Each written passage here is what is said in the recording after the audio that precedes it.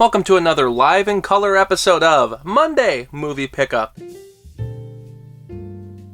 Alright, let's go over what we have today. So we have the 4 for $49 Warner Archive Collection sale. I got 4 Warner Archive editions. Here's The Thin Man. So this was a popular comedy series in the early 30s that went on for, I think, about 6 or 7 movies, and they've all been released through Warner Archive on Blu-ray. So I wanted to check them out. I've been interested in them for a while. I've seen it pop up on HBO Max before. Just the first movie. I haven't seen the others make an appearance on there yet.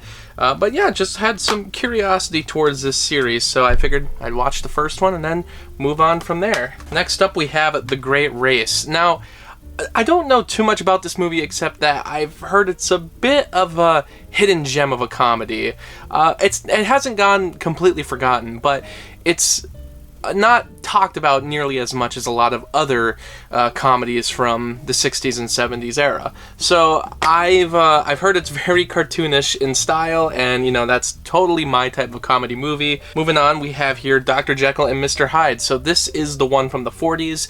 I remember hearing from Dawn of the Discs that the 1930s version would also be hitting Blu-ray around Halloween this year. I haven't seen another follow-up about that, but I'm hoping it still happens. It's just too bad that they decided not to release them both on Blu-ray at the same time, but still, it would be very awesome to check this out. I, a couple years ago, did a video on a lot of early, basically the 1920s Dr. Jekyll and Mr Hyde, and then every film that came up before that, short film, or I believe there were some other theatrical films as well, based on the story. So I figured I should probably watch the other ones that came out after. And then we have here another one for the Oscar winners that I've been collecting, Chariots of Fire. This was released on a digipack many years ago. Warner Brothers luckily has been jumping on re-releasing a lot of them through the Warner Archive, so they're going for much better prices now, and Chariots of Fire was another one. This one wasn't too expensive online for resale, but the Warner Archive edition made way more sense to purchase, and yeah, I think this is even the original disc art from when it was released the first time. Going on from there, we have the Shout Select 50% off sale. This is the Warner Herzog collection, you know, the very famous, noteworthy director. This is Volume 2.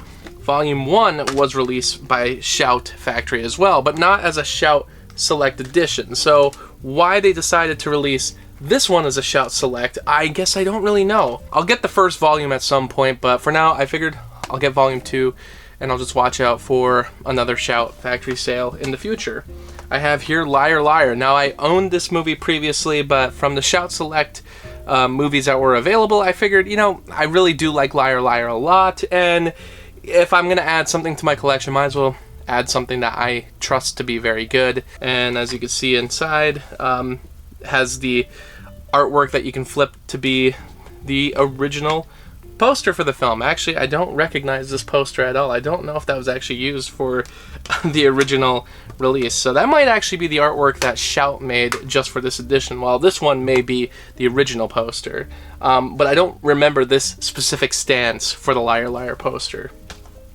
Then we have here When Harry Met Sally. I recently rewatched this, and you know, I watched it years ago. I remember liking it, but watching it again, I was like, wow, this really holds up as one of those all-time great rom-coms. And so when I saw it was available through Shout Select, I didn't want to, you know, miss out on getting it. And yeah, dig into some new special features that are available in just this release. And then there's the original poster. The Jerk. Odd story about this one. I did own the Blu-ray previously.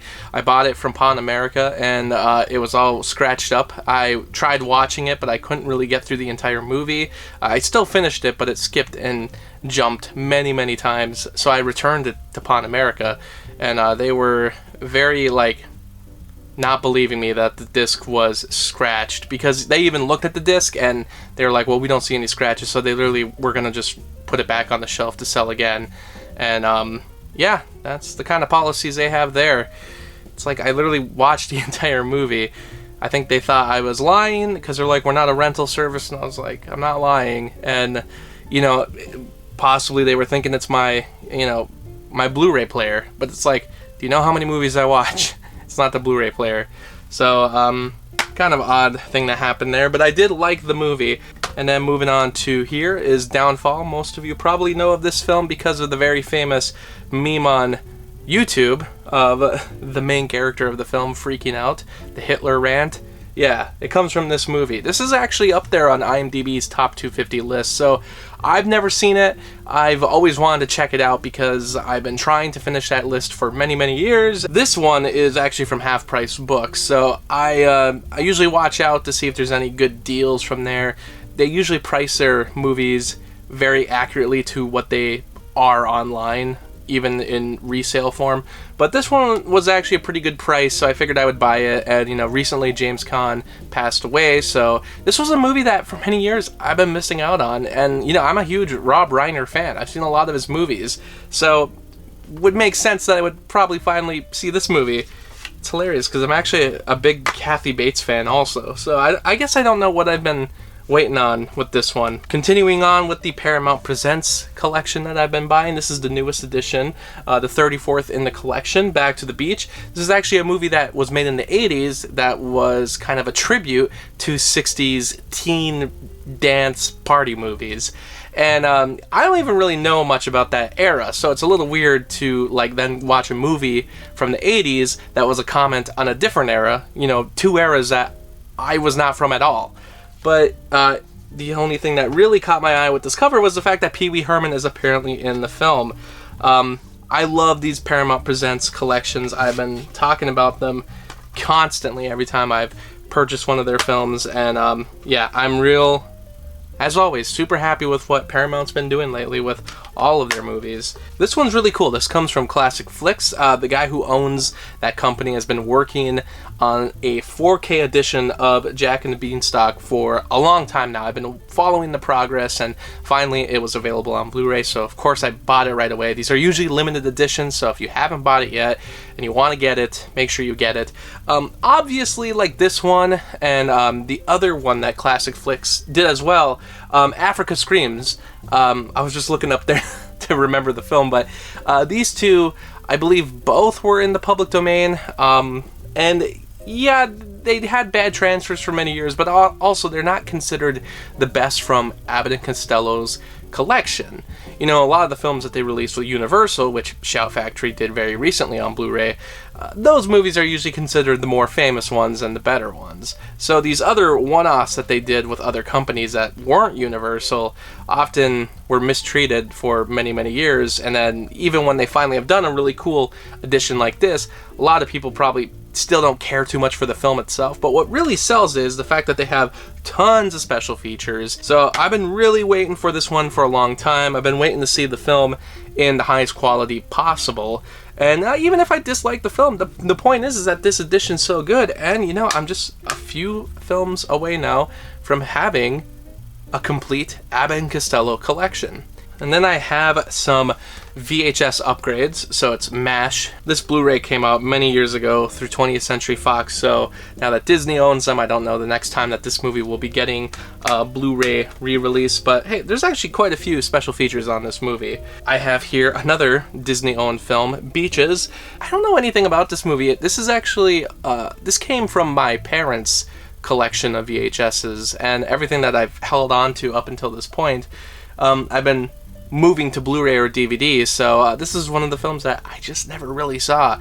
I know You Are the Wind Beneath My Wings. I know that song comes from this movie, but that's all I really know about the production. Another one that was a VHS upgrade from my parents' collection, What About Bob? But this movie they have talked a lot about. I have never seen it, but there's like specific scenes that they've brought up several times, and apparently it's a very funny movie, but it's just one that I've never seen. I say that being a Bill Murray fan, so how dare I? And yeah, this is another one that I believe actually comes from Disney, because this is a Touchstone release, but hasn't hit Blu-ray yet. So unfortunately that means, yes, I own a DVD. And in fact, staying with that Disney trend, here is another Disney DVD, The Brave Little Toaster. And this is a very old DVD. This has been, they've, you know, still, this is now the print, but it's still the same exact disc that was released many years ago, and I've been waiting a long time to see if this one would hit Blu-ray. I don't even know if this one is on Disney Plus, but this was a movie that I really liked when I first saw it. I didn't grow up with it. I actually saw it in high school. And then, last but not least, there is The Lost Skeleton of Cadavra, which I don't know anything about except for the fact that this movie came out in 2001. So it was trying to be one of those schlocky sci-fi movies from the 50s, one of those made-for-cheap type of films. And I think they just wanted to make one in the modern age. I remember Cinemassacre did a video on it, so I've always been curious to see it. And I've just had it in my shopping list for a long time without buying it. I just wanted to see if the price would go low enough. It finally did, so I figured, okay, it's all black and white. It's all done with in-camera effects, but it is a movie from the year 2001. In fact, it might actually be 2004. I might have been wrong on that year. This might actually be a 2004 film. And before I forget, I should point out that I did go to Half Price Books and I got a couple Laserdiscs. As I've said before, I try to only get Laserdiscs for movies that I absolutely love, or movies that have almost no availability on DVD or Blu-ray that happen to have a Laserdisc release. So, one of my all-time favorite movies, The Wizard of Oz. I did find this great Laserdisc of it. You really gotta dig what they did for Laserdisc covers back then. Sometimes it would be really great artwork, and then sometimes it's something like this, where it's just kind of one of the more random screenshots from the film. You think this would be the moment that they're running down the yellow brick road, or when they're seeing the Emerald City for the first time, anything like that, but no, we're gonna do it when they're in the forest looking to catch the witch. Yeah, I don't know. I mean, obviously a very memorable movie, but just I'm curious to see who decided what would be used for the cover art. I have here something really cool. This is Golden Oldies from DTV. DTV was something that Disney did where they would take some different like rock songs and they would partner them up with cartoons from, you know, the early days of Disney animation. So I hadn't heard anything about this ever, but I saw this Laserdisc and I just thought, oh, this is incredible. Yes, I want to buy this and check it out. Not sure if it's available on VHS. I'm going to guess it probably is on VHS, but hey, that Laserdisc, couldn't pass it up. Here's another one that I really couldn't pass up. This is King Kong and Son of Kong. This is actually a 2-movie collection for Laserdisc. That if you, it's actually a great set. All that different info that they have on there. See all that? And yeah, I don't see many releases like this where they actually include Son of Kong with the original King Kong. I have here Indiana Jones and the Temple of Doom. This is actually my least favorite Indiana Jones film. But I own The Last Crusade, and I believe I actually own Raiders of the Lost Ark, but I own a CED of that. I may not have a Laserdisc of it. I'd have to check my collection again. But I figured I would want all the Indiana Jones movies in the collection. And yeah, this is, of course, I don't hate the movie. I mean, it's a fine enough movie. It's just my least favorite Indiana Jones movie. And then, last but not least, we have Gremlins, which this is, of course, something I couldn't pass up. Love Gremlins, a movie I commonly watch during Christmas.